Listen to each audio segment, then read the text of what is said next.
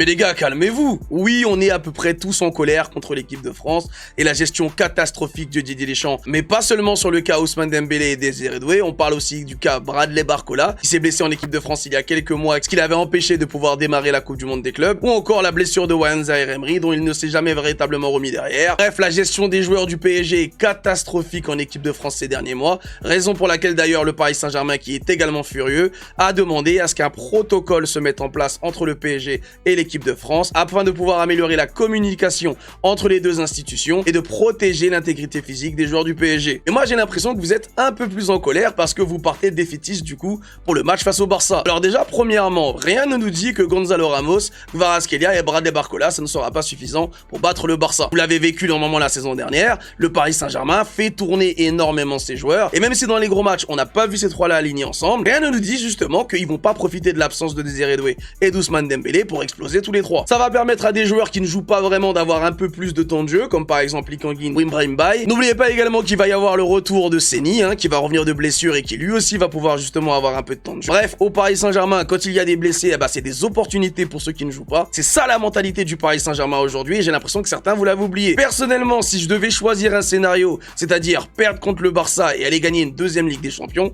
je le préfère tous les jours à battre le Barça et à ne pas remporter la Ligue des Champions en fin de saison. Surtout, n'oubliez pas, c'est eux qui rêvent de nous battre parce que ça prouverait, ça légitimerait dans leur esprit qu'ils auraient mérité la Ligue des Champions la saison dernière. Ne rentrez pas dans leur jeu, cette confrontation, c'est une confrontation comme une autre. On s'en branle littéralement. La seule chose qui nous apporte réellement dans 3 semaines, ça va être de célébrer le Ballon d'Or d'Ousmane Dembélé.